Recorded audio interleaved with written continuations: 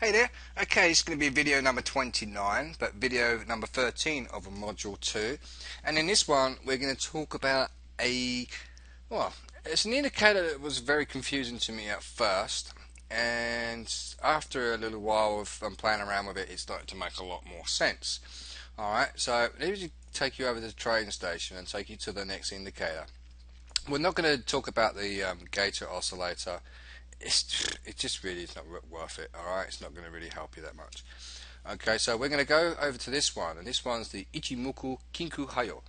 Alright, and this particular indicator was created by some Japanese guy back in like the 1920s or 1930s or something or another, and he was trying to work out how he could spy on the Japanese markets for the imports and exports or something like that, and he wanted to determine how far the stock would go up or down, or when to actually get in on the trade. Now, this particular indicator is mainly designed for the weekly and monthly time frames, and they are very, very accurate on the weekly and monthly time frames. The daily time frame is also very accurate as well. The 4 hour, not so much, but you can still use it to your advantage, where you can make a great deal of money out of it. Anything lower than the 4 hour, 1 hour time frame, lower than the 4 hour time frame, such as the 1 hour and the 30 minute and the 15 minute and 5 minute, I would not recommend you to using this indicator on. Okay, there are two areas where you can actually get the ichimoku kinko hayo indicator from, and that's one from the main indicators list, and the other one is from the custom indicators list, which is called the ichimoku there. Let me just show you the two differences. I believe it's just the colors. Let's go to my green and red background. Okay, so let's take the first one from the main indicators list, and that's what it looks like. Now, if you're colorblind, I do apologize if this screen looks really bad, but don't worry about it. I'm going to adjust the colors in one little moment. That's what it looks like for the normal indicator from the indicators list, but from the customs one, I think you get more values and what have you. And the only difference really is in how the lines on this area here are actually colored in with solid lines rather than perforated lines. Okay, so what I would recommend for you to do is just to really choose one or the other, and for this particular purpose, this video, what I'm going to do is going to concentrate on the custom indicator ichimoku hayo, which is this one here, and then just drag it onto the chart. Now, these colors might not make any sense to you right now, so let's go ahead and change that. Okay, so I'm going to double click on one of these colors here. Now, I know if you're colorblind, it's going to be pretty hard to follow on your own, so just be a little bit patient for us while we help these guys out. Okay, so we want to go to the blue. It says sandy brown. The sandy brown is actually represented by this little line here.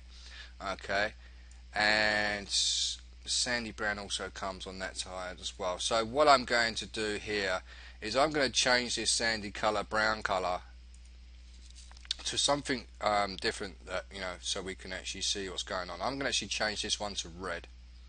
Okay, and I'm also going to do the same thing with number 5. So if you're following along with me, choose the number 2, choose red, okay, and then come down to number 5. Alright, and then I want you to double click on this section so you get a drop down box, and I want you to navigate over to the red area, which is right here. Alright, and click on that one. Alright, now the thistle, we can go ahead and click on OK, and we can now see that these colors have now changed. Alright, so we might need to make some more modifications.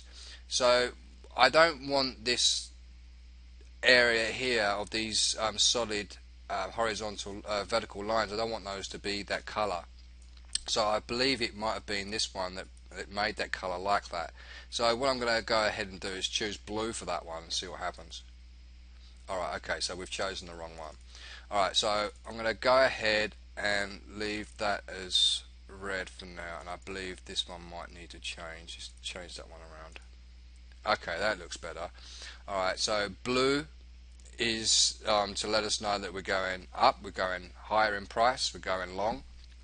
And now I want to colour this one red. Let's do that one. So I believe it might be this colour here, number 3. Let's go to number 3 and let's choose red for that one. Okay, great. So now we've got all of this filled in as well. Alright. And let's also, now this number 6,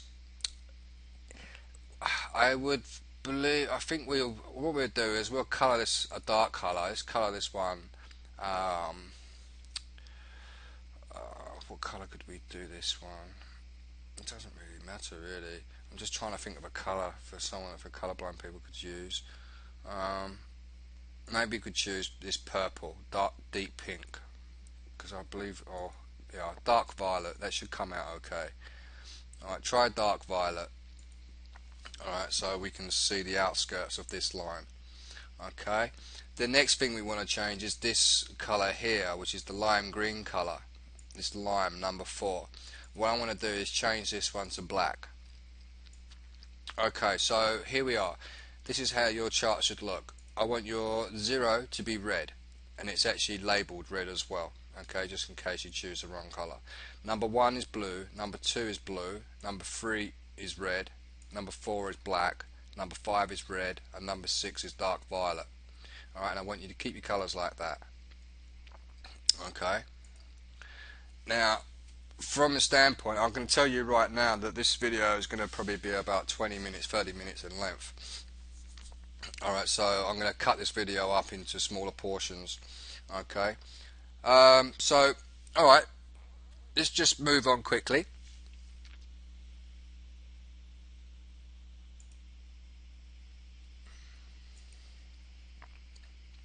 Okay, so where can I show you first?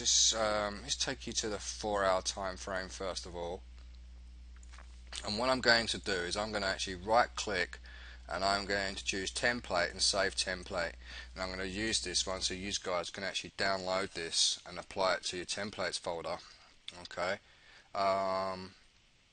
let's call this ichimoku,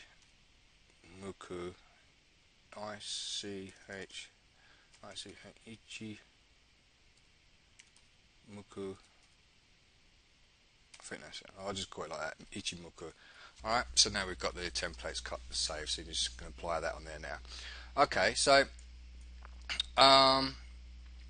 see if we can find an area where we can actually produce some buy and sell signals. Alright. Okay, so the currency prices, first of all, home in on the currency prices, alright, the candles, the green and the red bars, home in onto those. And then the next thing you want to take a look at is to home in on these blue and red lines. Okay, you see these blue and red lines here. If I hover over this one, this will actually say, I think it's a the Tinkin-sen, alright, and this one here is called the Kinjun-sen. Okay, well, excuse my pronunciations if I'm not getting them correctly. Okay, and we've got over here the black line here. This one's called the Chinku span, and then we've got these perforated lines on here as well on the outside, and on like there's the bottom part and there's the top part of it, and these are actually referred to as Senku span A and Senku span B, and these represent support and resistance levels. Okay, the way they've actually plotted these on the charts is really weird. So I'm not going to get into the reasons why they plotted them like 26 ahead or 26 behind or what have you. I'm just going to try and just show you in this particular video on how to find areas to go long and go short on. But let's just say that these areas here, these are called the clouds, with the dotted dashed lines in them. Okay, all of these are referred to as clouds, and the Japanese name for them, I believe, is called Kumu, a Kumu cloud. Alright, and there are probably about 5 different ways that you could use this particular indicator to find a buy or sell signal. And the first one I'm going to show you is a sell signal. Okay, and the sell signal appears when you see these two lines, the red and the blue one, and that's what we're focusing on. So we need to go ahead and take off our auto scroll, and I'm going to try and find an area in the market where they actually cross. Okay, here we have a section right here, and we can see that the currency prices, the candles, are actually below the red and the blue line. Okay, and you can see that the point at where they crossed over was right here. Now it's very, very important. Now I want you to take note of this. It's very, very important that when you're looking for a sell trade opportunity, that the currency prices, the candles, need to be below the red and blue line, but also at the point at which it crosses, which is right there, you need to be ready to open your trade. When it crosses right here, you need to go short on the next bar. Okay, short on the next bar. Now the candles also need to be below the Kumo. Very important. The Kumo is here, which is the cloud. Alright, and we can see the two crosses over right here. So rule number 1, currency prices are below the cloud. Yes, they are. Rule number 2, does the Tenkan-sen and the Kinjin-sen crossover? Yes, do they cross over below the cloud or right on the cloud? Yes, they do. Now, when I say right on the cloud, I don't mean in the middle. I mean just on the edge, right here. All right. And yes, it does. It crosses right there. So that's rule number 2. Rule number 3, get in on the next bar. Rule number 4, when to get out of this trade is when they cross over again. You see where this blue line and this red line crosses above the blue. That's your time to exit. So we would have got in here and exited somewhere along this bar. It could be down the bottom, it could have been up the top, so let's just bisect it. And that would have been for 339 pips over a 42 bar period, which is 160 odd hours. So that's about a week, and that's normally generally around about the time span that you would leave trades open for 4-hour time frames or higher, anywhere between like 5 days or longer.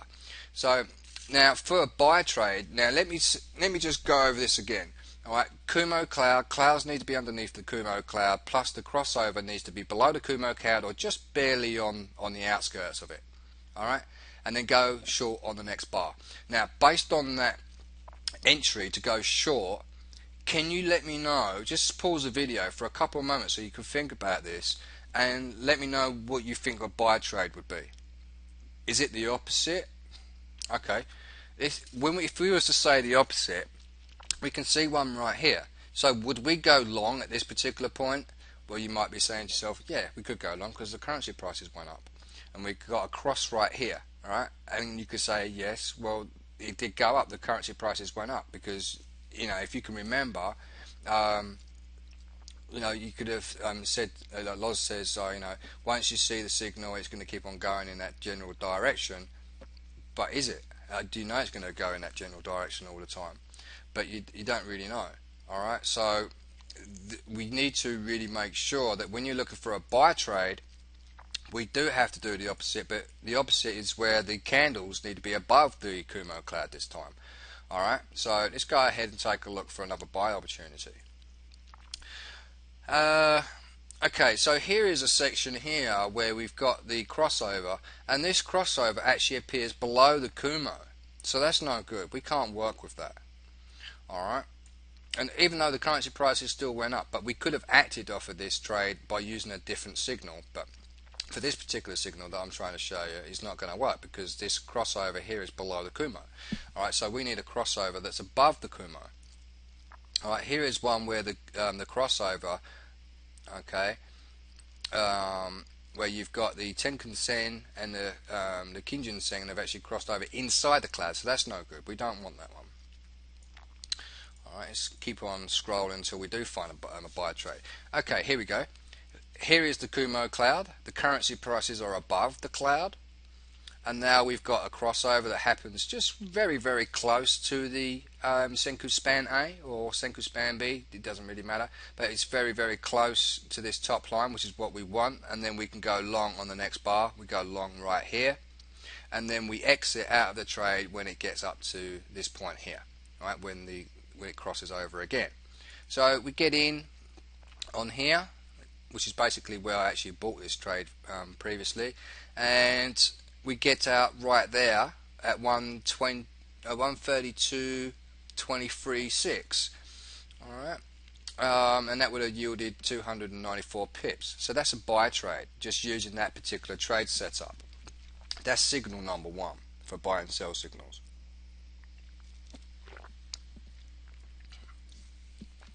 The second is the Kumo cross. Now the Kumo cross is basically, as it sounds, these clouds are referred to as Kumos. Alright, K-U-M-O, Kumo. We've got a long Kumo cloud and we've got a short Kumo cloud. And when they cross over each other, like here, this is where you prepare to go long. Okay. Now, when you take a look at this Kumo cross, you've got to count 26 bars back. So, I'm going to get my crosshair tool out, and I'm going to place it at the point where I feel that the crossover is. Now, we can be plus or minus 1 bar out, but try to be precise as possible, and I think it's about there. Now, 26 bars. Now, how do you know how many bars it is when you move it to the left? Well, it's the first number on the left-hand side. We've got 18, and then 4,378, and then 1.27619 there as the figures. It's the first figure. It's now 19, and now it says 22, and now it says 33. We want that number to be 26. So we come back all the way over to number 26, and there's number 26 right there. Okay, and what we want to do is go long only if this black line is above the 26 area. It needs to be, basically it needs to be above the cloud.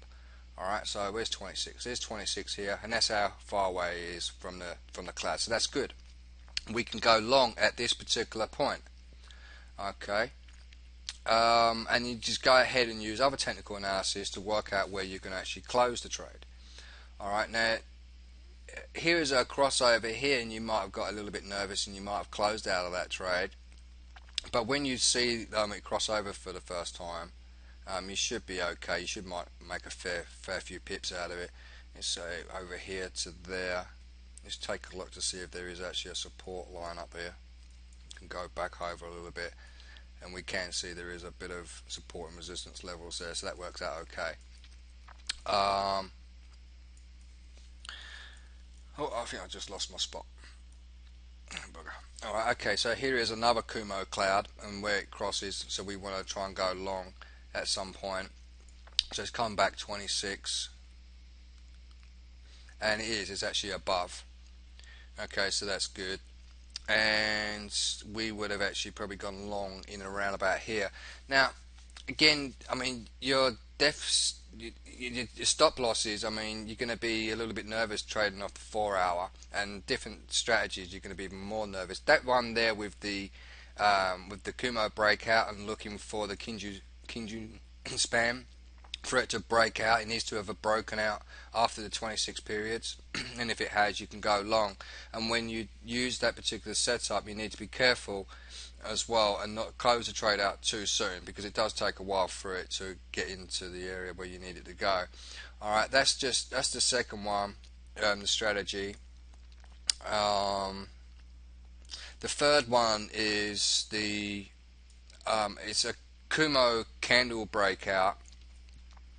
Okay, and the Kumo candle breakout is where you see the candle breaking out here, and then eventually it goes long, and when it breaks out here, eventually it goes short. But when you're using this particular strategy of the Kumo breakout, when a candle breaks, again, you need to sort of look at this particular point where you would enter the trade and then say to yourself, okay, is this going to be an immediate support or resistance, and how can you find out without drawing these lines in? Well, the answer is pretty simple. You see how these Senku span A's and Senku span B's. This one here is a Senku span B, and you can see how it's gone in a straight line. And you can see here as well where it's gone in a straight line, and then you can see where the Kinjin Seng has a straight line in them as well. Well, these are referred to as equilibrium levels.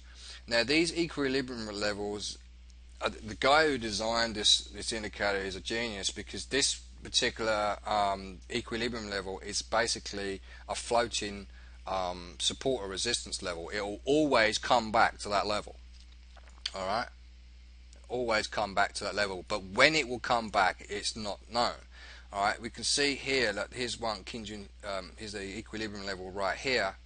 If I go ahead and place the line tool on there and come back over, you will see eventually, I think it got broke. Where is it? Where did I draw that line in? Was that the line I just drew in? I've lost my space again. Okay, here is that line right there. Okay, well that line didn't actually get hit, so my bad. I've lost my space again. Alright, okay. So yeah, normally they will get hit, but for the most part, but sometimes again they don't. It really depends. I mean, like here's an equilibrium level right here, and later on it does get hit. And here is another equilibrium level here, and then later on it does get hit over here. Here's another equilibrium level here. So when the market drops below the Kinjin Seng, we then look for areas like this, these straight lines, and these can be used as our take profit levels. Alright, so when we're looking for the cloud breakout, the Kumo breakout, here's a breakout right here, and then I will take a look to my left and I will see if there's any equilibrium levels, and here's one right here, and I would use that as my first take profit level. Okay, so here's the breakout, go in on the next candle, and then boom, Bob's your uncle, your take profit gets hit. Alright, let's take a look for another one. Here's another breakout right here, and we look for an equilibrium level. Here's our breakout. Our first equilibrium level is there, and our breakout was here, and on the next candle our take profit does get hit,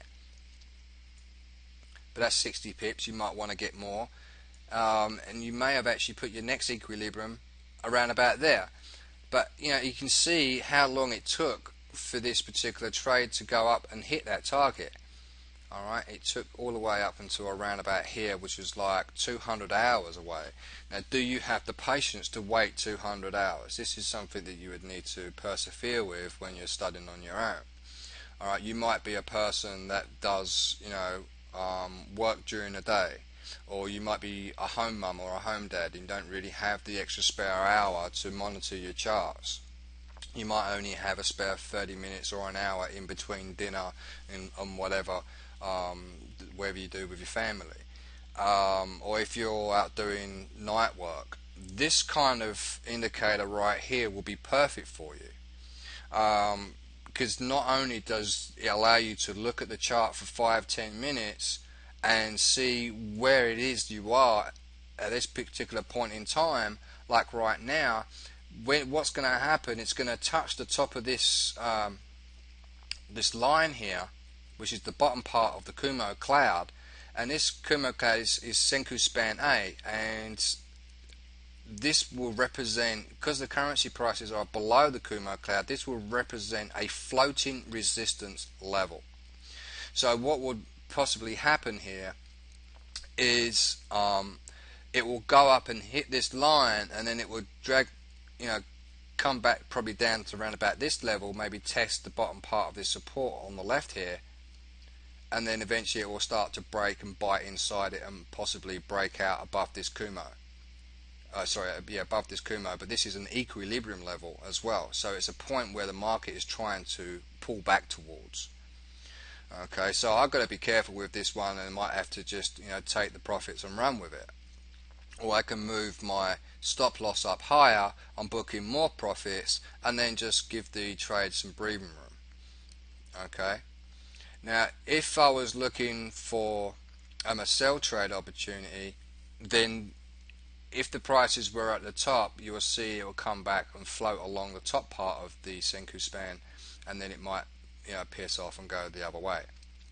Alright, and also while we're here, let me just show you, I think this one, let's just take a look, that one's still fine. Okay, well here's a crossover right here, and this is basically to let us know to go short, and we count 26 bars back, and this is actually below, so that's okay. So this, I would imagine that this is going to probably go up a little bit more, and then it will reverse and come back down a little bit. Alright, so I might actually just close this trade out. Okay, let's see if there are any others that we can look at as well. So we'll show you some other examples.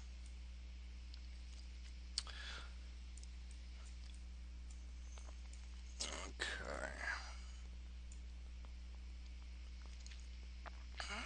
here is a Kumo cloud breakout right here, and then we can target an equilibrium level, which is right here, or we could target this equilibrium level on this blue line right there.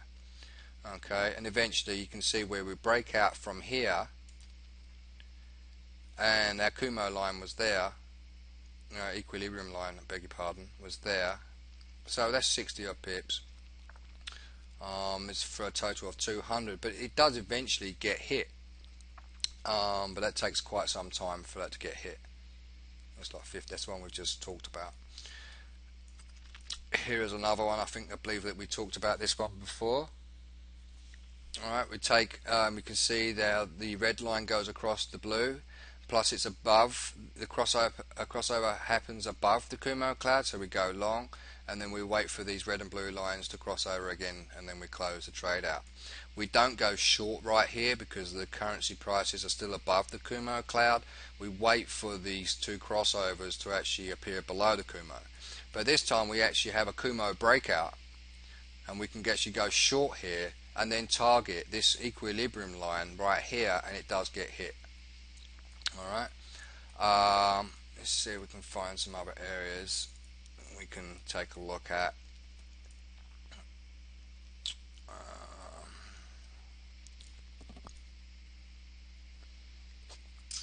This is another Kumo breakout, that's actually above, so that's fine. So it's a trade, but eventually it goes up. It takes a while for that one to work out. Alright, I think that's basically really about it. So just remember that whenever time you see straight lines like this and the currency prices are above, you can always be assured a majority of the time that they will come back and retest these equilibrium levels. Alright, so I will leave you with that video, and I'll see you very shortly in the next one. Alright, bye for now.